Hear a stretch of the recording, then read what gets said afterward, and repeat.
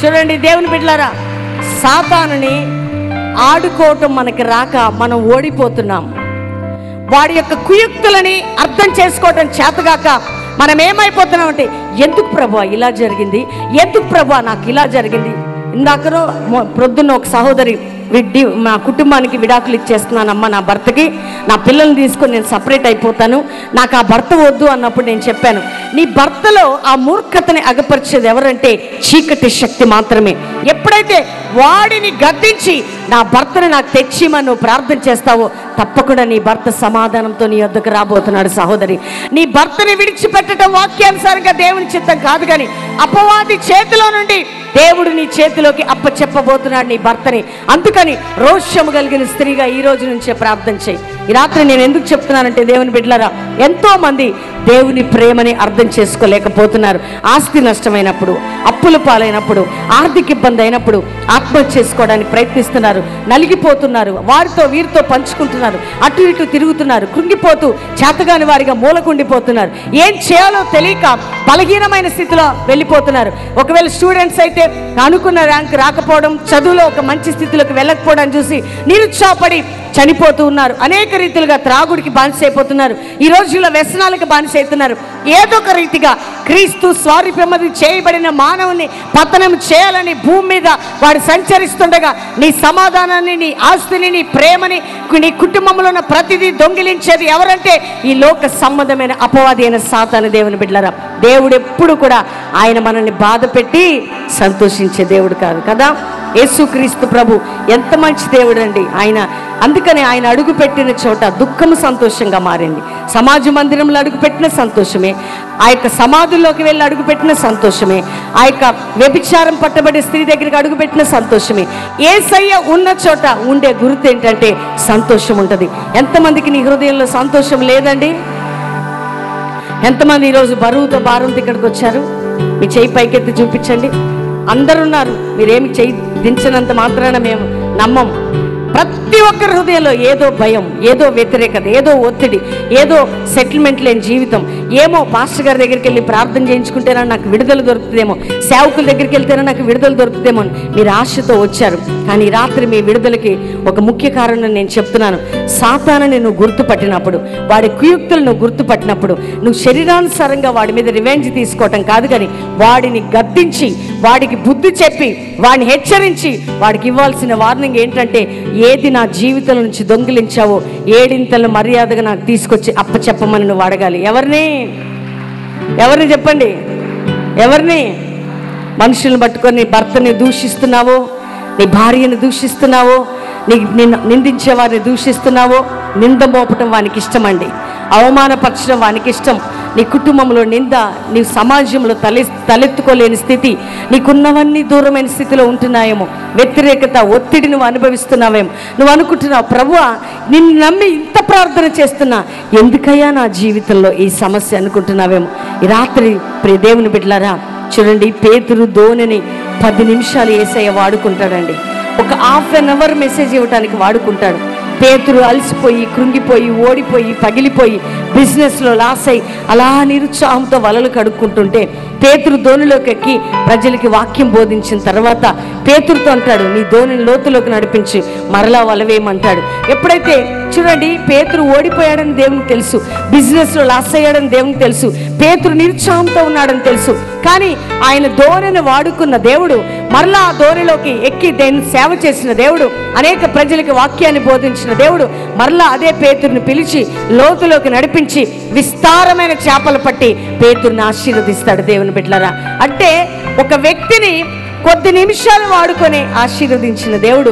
ప్రయాసపడుతున్నావే, పరిగెత్తుతున్నావే, ఉపవాసాలు ఉంటున్నావే, ప్రార్థన చేస్తున్నావే, అక్కడికిక్కడికి వెళ్తున్నావే, శాంతి లేక సమాధానం లేక తిరుగుతున్నావే, నీ అలజడిని, నీ దుఃఖాన్ని, నీ వేదనని ప్రతి క్షణం లెక్కలోకి తీసుకుంటున్నాడు సహోదరి, సహోదరుడా. కానీ ఒకటి నువ్వు గుర్తించాలి, ఎప్పుడు నువ్వు విజయం పొందుతావంటే సాతాను ఎత్తుగడలను గుర్తించి వాడికి. అందుకని మీరు పాట పాడతారు, సింహములను, నాగుపాములను, త్రొక్కి ఆడు నడుచునా అంటాం, కానీ అటు ఇటు చూసి సాతాను కనపడగానే పరిగెత్తుతూ ఉంటాం. సింహములను తొక్కే అధికారం దేవుడు మనకిచ్చాడు. భుజంగములను తొక్కే అధికారం దేవుడు మనకిచ్చాడు. కొదమ సింహములను తొక్కే అధికారాన్ని మనకిచ్చాడు. ఈ లోక సంబంధమైన శక్తులను తొక్కే అధికారం దేవుడు మనకిచ్చాడు. బైబిల్ చెప్తుంది, శత్రు బలం అంతటి మీద నీకు అధికారం ఇచ్చిన్నాను, అవి ఎంత మాత్రం కూడా నీకు హాని చేయవు, ఎందుకంటే వాటి మీద పూర్తి అధికారాన్ని నీకు నేను ఇచ్చాను అంటున్నాడు ఆయన.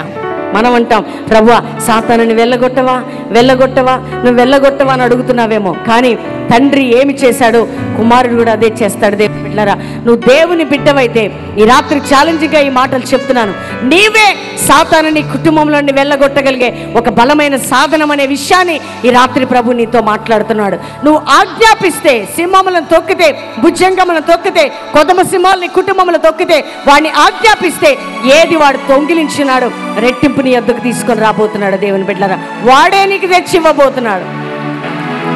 పొద్దున చర్చిలో ఒక ఎగ్జాంపుల్ చెప్పా, ఒక బుక్లో ఒక చదివిని చెప్పానంటే, ఒక దైవజనుడు తన ఇంట్లో ఒక మంచి ఆత్మీయ కూటాన్ని ఏర్పాటు చేసి ఎక్కడికి వెళ్ళాలని బయలుదేరుతూ ఉన్నాడట. సడన్గా గాలి తుఫాను మొత్తం వచ్చేసి ఎక్కడ వైర్లు అక్కడ కరెంటు పోయి వైర్లు కట్ అయిపోయి ఏం చేయలేని స్థితిలో అంతా చీకటి అయిపోయింది. కరెంట్ ఆఫీస్కి ఫోన్ చేస్తే వాళ్ళు అన్నారంట, చాలా రోజుల దాకా రాదు సార్, ఎందుకంటే ఎక్కడ పడితే అక్కడ కరెంట్ పోల్స్ పడిపోయాయి, మీకు కరెంట్ ఇవ్వడం కష్టం, దయచేసి. ఆయన ఆఫీస్కి వెళ్ళి రిక్వెస్ట్ చేసినా వాళ్ళు ఒప్పుకోలేదట. అయితే వచ్చి తన భార్య తను ప్రార్థన చేస్తూ ఉన్నప్పుడు దేవుడు అంటూ ఉన్నాడట, నీ కరెంటుని దొంగిలించింది ఎవరో తెలుసా? వాడే. ఎవడు వాడు చెప్పండి? అపవాదైన సాతాను.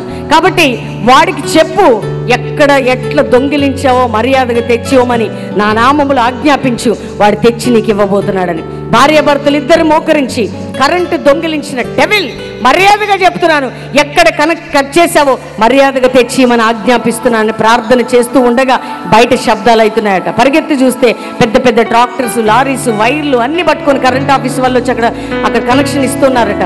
వీళ్ళు పరిగెత్తి అడిగారంట, అయ్యా ఇంతకు ముందే కదా మీరు చేయలేము, కుదరదు, చాలా రోజులు పడుతుందన్నారు, ఇమీడియట్గా చేస్తున్నారు, కారణం ఏంటి అని అంటే అప్పుడు కరెంట్ ఆఫీస్ వాళ్ళు అంటున్నారు, ఏమో సార్ ఒక ఫోన్ వచ్చింది, ఆ ఫోన్ చాలా భయంకరంగా ఉంది, భయపడి వచ్చేసి మీ పని కంప్లీట్ చేసేస్తున్నాం. 15 రోజులు పట్టే పని అరగంటలో ఆ పని చేశారట. ఇంతకీ దేవుడు అన్నాడట, ఫోన్ చేసింది ఎవరో తెలుసా? నా కుమారుడా. ఎవరు ఫోన్ చేశారంటే అపవాదైన సాతాను. వీరు ఎప్పుడైతే ఫుట్బాల్ ఆడారో వాడు ఇమీడియట్గా కరెంట్ ఆఫీస్కి ఫోన్ చేసి ఎక్కడ కనెక్షన్ పీకాడో అక్కడ పెట్టించాడు. ఈ రాత్రి దేవుని బిడ్డలారా, ప్రోత్సాహపరచబడాలి. మీరు నీ చంటి బిడ్డని కోల్పోయావా? నీ భర్తని కోల్పోయావా? దూరంగా ఉంటున్నావా? నీ భార్యని కోల్పోయావా? నీ కుటుంబాన్ని నాశనం చేసింది, నీ బిడ్డను చంపింది, నీ కుటుంబాన్ని పాడు చేసింది ఎవరంటే అపవాదైన సాతాను. దేవుని బిడ్డలారా, ఈ రోజుల్లో క్యాన్సర్, ఎయిడ్స్ ఇవన్నీ చూడండి, రకరకాల వ్యాధిగ్రస్తులు మా దగ్గరకు వచ్చినప్పుడు వారికి మందులు, డాక్టర్స్ మెడిసిన్ ఇస్తూ ఉంటారు, కీమోథెరపీ ఇస్తూ ఉంటారు, ఎయిడ్స్కి ఆ ట్రీట్మెంట్ ఇస్తారు, లైఫ్కు పొడిగించడం అంటారు. కానీ ఇక్కడికి వచ్చినాక వారిలో ఉన్న దెయ్యాలు బయటపడి అంటాయి, నేను క్యాన్సర్ అయ్యే దెయ్యాన్ని, ఎయిడ్స్ అనే దెయ్యాన్ని అంటారు. డాక్టర్స్కి దెయ్యాలు అవి అని వారు గుర్తించలేరు, కానీ వారు ఇచ్చే మెడిసిన్ వారు ఇస్తుంటారు, లైఫ్ పొడిగిస్తుంటారు, కానీ మరణం వారి దగ్గరకు వస్తుంది. కానీ దేవుడు దెయ్యాన్ని ఆజ్ఞాపిస్తే వాడు బయటికి వెళ్ళిపోయినాక వారికి బలమైన శక్తివంతులుగా అవుతారు. దేవుని బిడ్డలారా, అందుకని యేసుక్రీస్తు ప్రభువు శక్తిమంతుడైన దేవుడు. ఆయన చూడండి, నీకు ఆరోగ్యం ఇచ్చే దేవుడు ఆయన. బైబిల్ చెప్తుంది ఆయన రెక్కల నీడలో ఆరోగ్యం ఉంది అంటుంది. కానీ సాతాను నీ శరీరంలో ఉన్న బీపీ, షుగర్, థైరాయిడ్, కీళ్ళ నొప్పులు, ఆర్థరైటిస్, అంతేకాక హార్ట్ ప్రాబ్లం, ఇవన్నీ ఎక్కడి నుండి వస్తున్నాయండి? దేవుడు నిన్ను మొత్తుతున్నాడా? దేవుడు నిన్ను మొత్తాలని ప్రయత్నిస్తున్నాడా? చూడండి, దేవుడు ఎప్పుడు కూడా ఆయన బిడ్డల్ని మొత్తి ఆనందించే దేవుడు కాదు. పరిశోధించడానికి శ్రమలు పంపుతాడేమో, కానీ శ్రమల్లో మనల్ని నిలబెడతాడు, కృపిస్తాడు. కానీ నిన్ను మొత్తేది ఎవరు? క్యాన్సర్ ద్వారా. అందరు చెప్పండి గట్టిగా, సాతాను. నీకు ఎయిడ్స్ అనే వ్యాధిని తీసుకొచ్చేది ఎవరు? నీకు రోగాలను తెచ్చేది ఎవరు? నీ జీవితంలో పిల్లలు లేకుండా చేసేది ఎవరు? గర్భఫలము యెహోవా ఇచ్చు బహుమానం అని బైబిల్ చెప్తుంటే, నీ బహుమానాన్ని దోచుకోవడానికి వాడు ప్రయత్నిస్తుంటే, వాడు ఏమి నీ జీవితంలో నుంచి నీ బిడ్డను దొంగిలించాడో మర్యాదగా నీ బిడ్డను తెచ్చిమని రాత్రి ప్రార్థన చేయి. తిరిగి నీ బిడ్డను దేవుడు నీకు దయచేయబోతున్నాడు సహోదరి, సహోదరుడా. ఎందుకంటే సాతాను గుప్పిట్లో ఉంది నీ బ్లెస్సింగ్. వాడు దొంగిలించాడు. ఎందుకంటే దొంగ దొరుకుతున్నాడు ఈ రాత్రి. ఎవరు దొరుకుతున్నాడండి మనకి? గట్టిగా చెప్పాలా? 50 రోజుల ఉపవాసంలో మీరు కూడా మా మినిస్ట్రీలోకి వచ్చి బెల్లంపల్లిలో ఫాస్టింగ్లో పాల్గొనవచ్చు. మేమేం ప్రార్థన చేయబోతున్నామో తెలుసా? ఇన్ని సంవత్సరాలు మా సేవా జీవితంలో వాడు ఏమి దొంగిలించాడో డబల్ పోర్షన్ కాదు, 7% మరలా వాడు తెచ్చియాల. ఎంత? వడ్డీతో సహా. ఎట్లా చెప్పండి? ఒకవేళ ఈ బ్యాంకులో 1 రూపాయి వడ్డీ ఉంటుంది, ఆ బ్యాంకులో అంత ఉంటుంది, కానీ వాడు మొత్తం జమ చేసి పెట్టుకున్నాడు మనదంతా. కానీ ఈ రాత్రి దేవుని బిడ్డలారా, ఫాస్టింగ్ ఉపవాస ప్రార్థనలో వాడు ఏమేమి దొంగిలించాడో వాడి చేతిలో నుంచి 7 మర్యాదగా తెచ్చి మన పాదముల దగ్గర వాడు పెట్టబోతున్నాడు. దేవుని బిడ్డలారా, అంత శక్తి కలిగిన దేవుని బిడ్డలం మనం. చేతగాని వ్యక్తిగా కృంగిపోయి ఉన్నావేమో, శ్రమ దినమున కృంగితే నువ్వు చేతగాని వ్యక్తి అయిపోతావు. చూడండి, కొంతమంది ఎందుకు పాస్టర్ గారు నా జీవితంలో ఇలా జరిగింది, నేను చాలామంది కౌన్సిలింగ్ ఇస్తున్నప్పుడు మా బిడ్డను మేము కోల్పోయాం, మా భార్యను మేము కోల్పోయాం, మా భర్తను మేము కోల్పోయాం, మా కుటుంబంలో శాంతిని కోల్పోయాం, సమాధానాన్ని కోల్పోయాం. ఎందుకు దేవుడు ఇలా చేశాడు? నా భర్త డిప్రెషన్లోకి వెళ్ళిపోయాడు, నా భార్య డిప్రెషన్లోకి వెళ్ళిపోయింది, అప్పులను బట్టి నా కుటుంబం ఆత్మహత్య చేసుకోవాలనుకుంటున్నాం. ఎందుకు? బ్రతుకుతున్నాము కానీ జీవం లేని బ్రతుకుతున్నాం. అలాంటి బ్రతుకుని నీ జీవితానికి తీసుకొచ్చింది ఎవరంటే సాతాను. సహోదరి సహోదరుడా, కానీ రాత్రి నీకు శుభవార్త. ఏ సాతాను నీ కుటుంబాన్ని పతనం చేసిందో అదే సాతాను నువ్వు తొక్కబోతున్నావు. సహోదరి సహోదరుడా, అదే సాతానుపై విజయం పొందుకోబోతున్నావు.